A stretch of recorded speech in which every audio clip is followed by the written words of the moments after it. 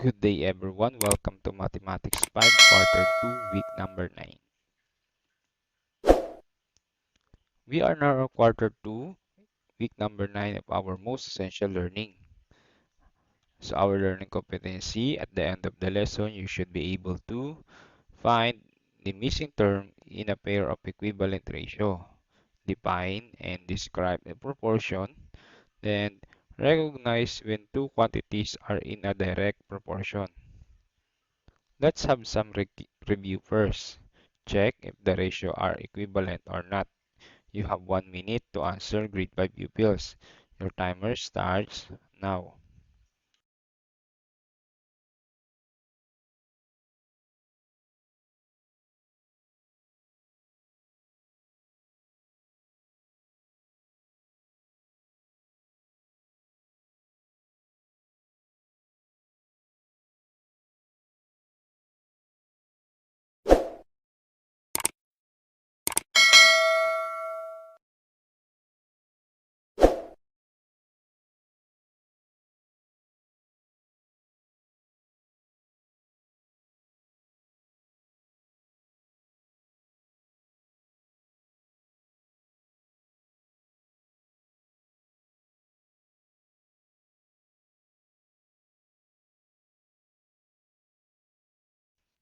You have 10 seconds, grade 5 pupils.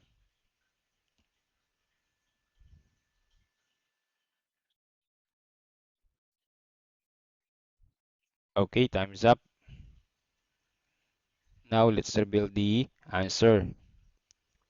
Again, when we find or we're going to check if the given ratio are in equivalent ratio, you're going to multiply the means and also multiply the extremes. So we're going to multiply the means.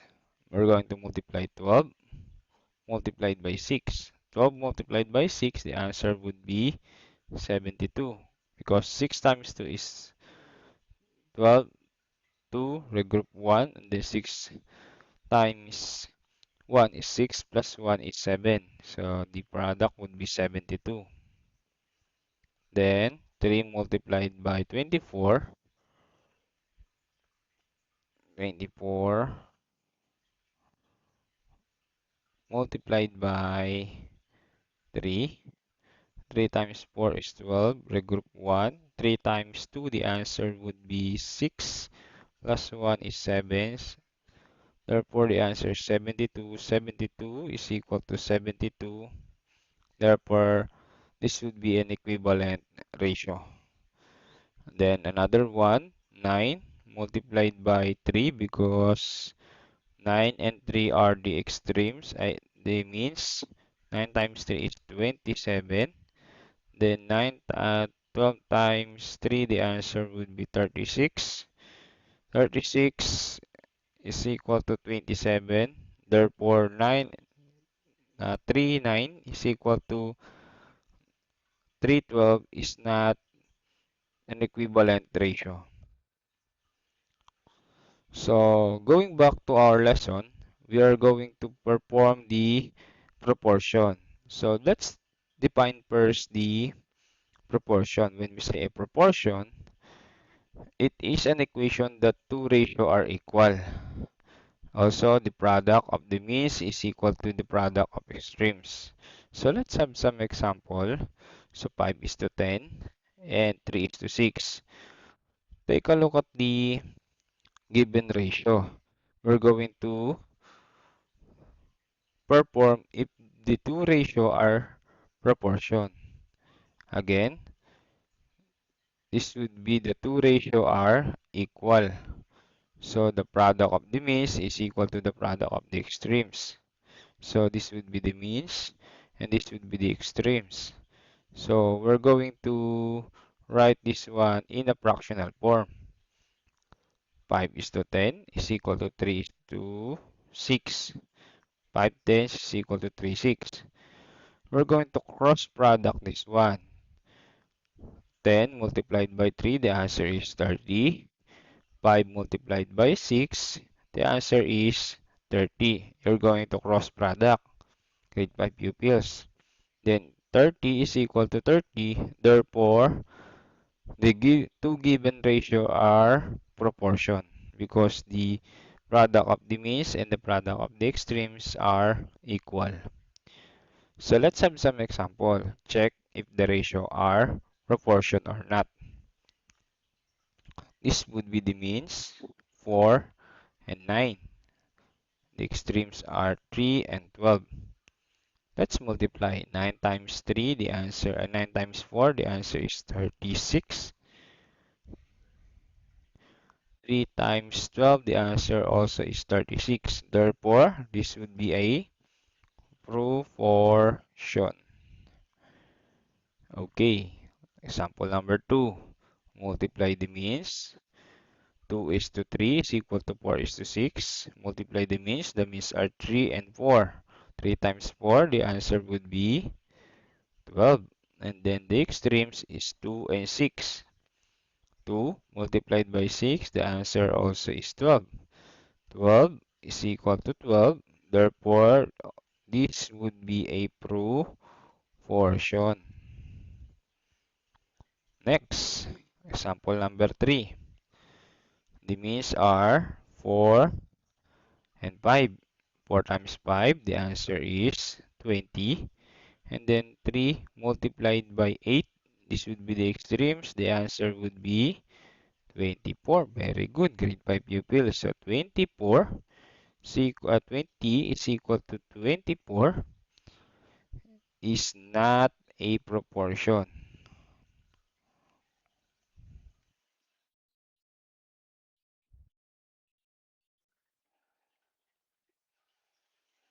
Okay, so not a proportion. So I hope you already know how to know if the given two ratio are a proportion. So it's your turn, grade 5 pupils. You're going to write yes if the proportion and no if not. So number 1, 2 is to 3 is equal to 4 is to 6. So you have 1 minute to answer this 5 given question. Your timer starts now.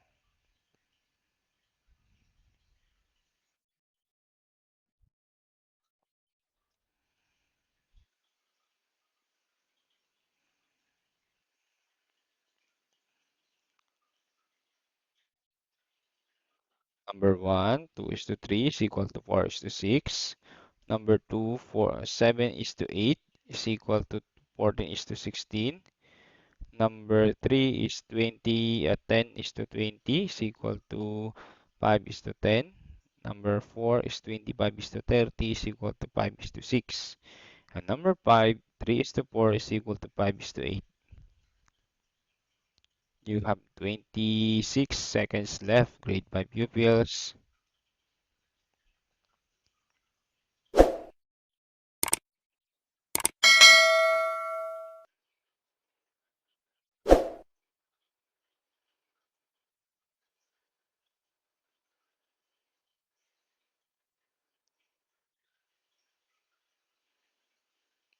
Time's up. Now let's reveal the given answer. So for number 1, the answer is yes. Number 2 is yes also. Number 3 is yes. And number 4 is yes. Number 5 is yes. And number 5 is no. Okay, I hope you already know how to know if the given two ratio are proportion. Let's proceed to lesson number 18. Find the missing term in a pair of equivalent ratios or equivalent proportion. Now, to find the missing term in a proportion is to use the multiples between the terms of the ratio. This method is like finding the equivalent fraction. Also, a two ratio that have the same value are called equal ratio. To find the equivalent ratio, multiply or divide both ratio by the same number. It's by the same process of finding the equivalent fraction. So let's have some example to further analyze this topic.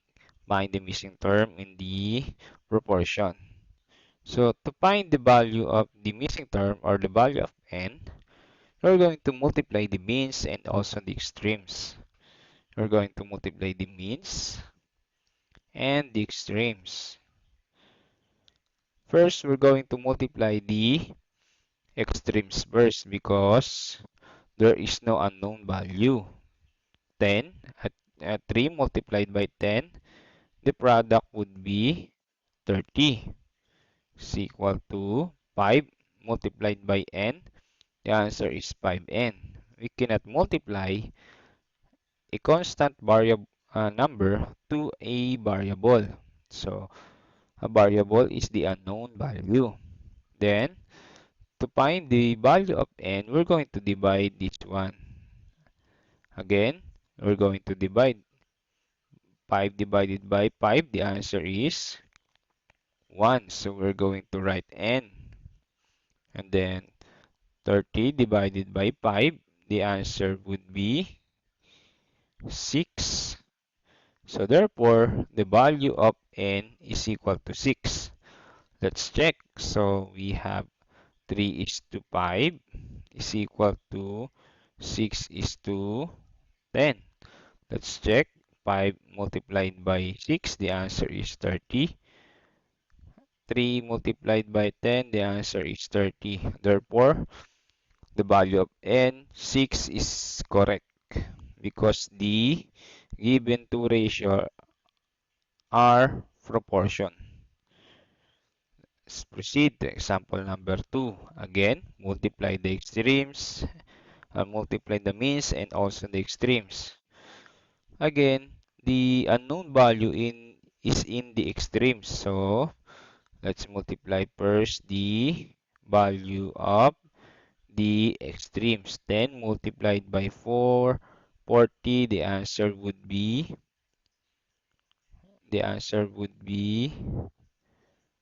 400 is equal to 20 multiplied by n. So this would be 20n because we cannot multiply a given number to the unknown value. So divide both sides by the 20. So cancel out. So n is equal to 400 divided by 20. The answer would be what? 20. So therefore, the answer would be 20. So let's check if our answer is correct. So 10 is to 20 is equal to 20 is to 40. Let's check. 20 multiplied by 20. The answer would be 400. And then 10 multiplied by 40. The answer also is 400. Therefore, the value of n20 is correct. Another example, grade 5 pupils. Now this time, the value of the unknown is in the extremes. So let's multiply first the value of means. 15 multiplied by 4, the answer would be 60. So multiply 15 multiplied by 4, the answer is 20. Regroup 2. 4 times 1, the answer is 4 plus 2 is 6. So this would be 60. Okay, next. Multiply 3 to the unknown value. So the answer would be 3n. Then divide both sides by 3. Divide both sides by 3. Cancel out. Then cancel out. Then n is equal to 60 divided by 3. The answer would be 20. Now, let's check. Let's check. So, 3 is to 4 is equal to 15 is to 20. Multiply by 4.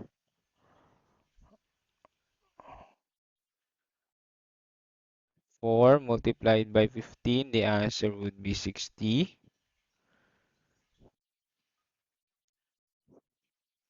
Oops. The answer would be 60. And then 3 multiplied by 50, 3 multiplied rather by, oops, 3 multiplied by 20, the answer is 60.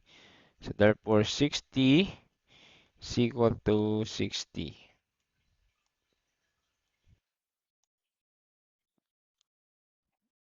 So the value of n is equal to 20 is correct. Sample number 4.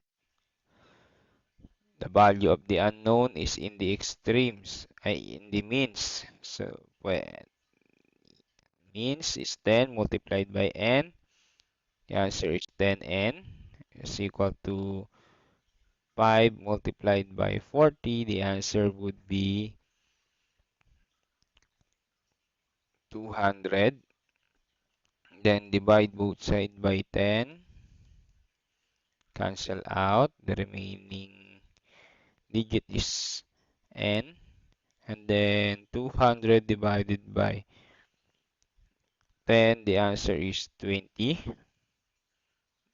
So the value of n is 20. Let's check. 5 is to 10 is equal to 20 is to 40. Multiply the means. 10 multiplied by 20, the answer would be 200. And then 5 multiplied by 40, this would be the extremes. The answer is 200 also. 200 is equal to 200. Therefore, the answer 20 is correct. For our last example, grade 5 pupils. So we're going to multiply first the value of the extremes. So this would be 6n because we cannot multiply the given number to the unknown value. So let's combine them. 20 multiplied by 18. 20 multiplied by 18. 0, 0. Then 20 multiplied by 18. 0. Then 8 times 2. The answer is 16. 0. Then 2. Then add 0, 6, and then 3. We have 360. Now, let's divide. Divided by 6. Cancel out. Oops. Cancel out.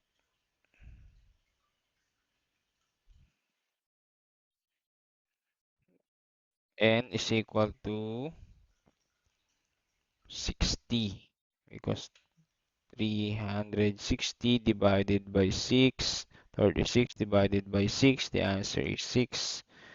36, then 0, bring down 0, 0 divided by 0 is 0 divided by 6 is 0, 0 times 6 is 0, then 0. So the answer is 60. Then let's check if our answer 60 is correct.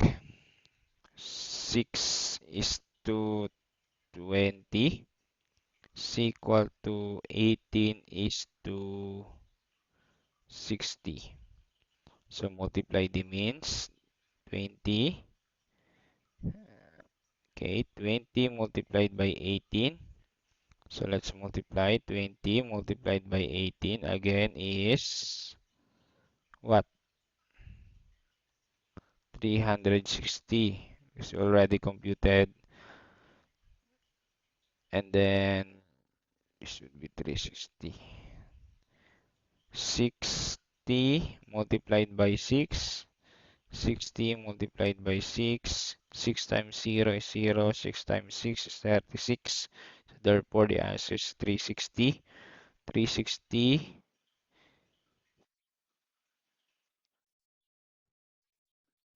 360 is equal to 360.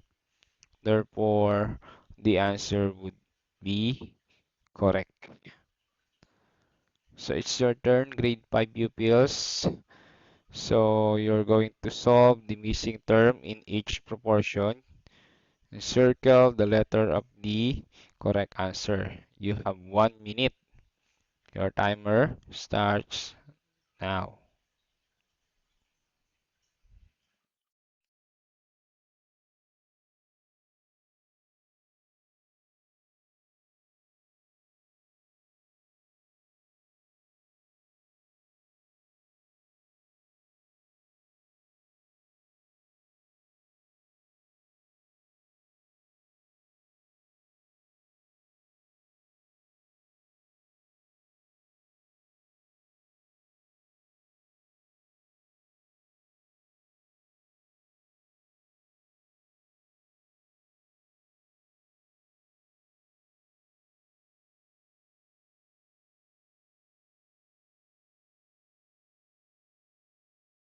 You have 12 seconds remaining, grade 5 pupils.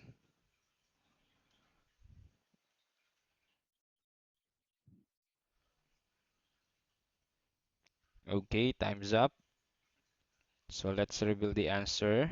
For number 1, the answer would be letter A. Good job, grade 5 pupils. Number 2, the answer would be letter D. Correct. Number 3, the answer is letter A. And number 4, the answer is letter C. And for number 5, the answer would be letter B. So, good job, grade 5 pupils. You already know how to find the missing term of the given proportion. So, let's proceed to lesson number 19 for our last topic for today. We're going to discuss a direct proportion. The direct proportion is one of the type of the proportion. So, direct proportion is when we say direct proportion is one quantity increase, the other quantity is also increase at the same time, or vice versa. So if the one quantity is increases, the other quantity is also increases. Then direct proportion can be solved in the way this way. So we're going to perform the product of the means is equal to the product of the extremes. So let's have some example. Fill in each blank to complete the sentence on the given proportion. So this would be the given proportion. The first term is, what would be the first term? The first term is 10. I'm going to write. First term is 10. The second term is 10 is to 5. And then the second term is 8 is to 4. The means are, what are the means? The means are 5 and 8. And then the extremes are 10 and 4. What is the product of the means and also the extremes? So we're going to write 10 is to 5 is equal to 8 is to 4. We're going to find the product of the means. 5 times 8, the answer is 40. And then 10 multiplied by 4, the answer is 40. Therefore, The product of the means and the product of the extremes is 40. Okay, let's proceed to example. Next example, the direction is we're going to write dp if it's a direct proportion and dp if not. Again, when we say a direct proportion, the first quantity is increases, the second quantity also increases or vice versa. So for number 1, if 2 pens are bought for 85 pesos, how much will you pay for 24 pence at the same rate? So the variable are 12 pence for 85 pesos. And the other one is 24 pence for what? So we have pence and pence. How many pence in the first uh, number? So we have 12 pence. And in the second, we have 24 pence. So, therefore, the first quantity is remain and the second quantity is increases. So, the first quantity increases, the second quantity also increases. So, therefore, this would be a directly proportional. So, this would be a directly proportional. Next, for number 2. The ratio of two numbers is 5 is to 4 is to 5. If the larger number is 100, what is the smaller number? So the ratio of two number is in the 4 is to 5. So what would be the smaller number? So the larger number is 5 and then 100. So this would be a directly proportional. The first quantity is increases, the second quantity is also increases. Next, for number 3, a store has bag for 3 for 450. At this rate, what will 6 bag cost? So, the first quantity is 3 and the second quantity is 6. So it increases. So this would be a directly proportional also.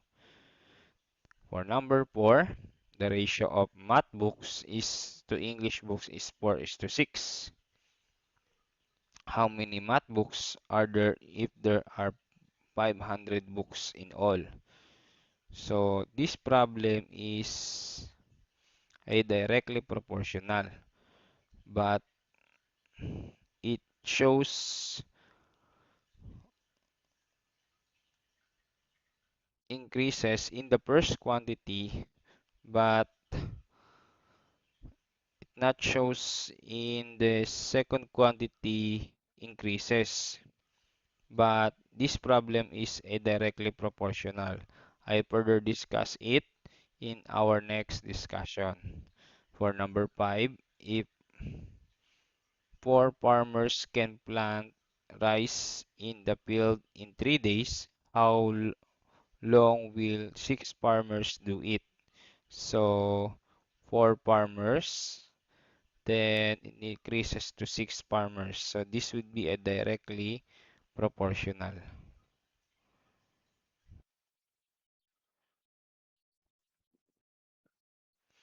For your reminders, grade 5 pupils, you're going to answer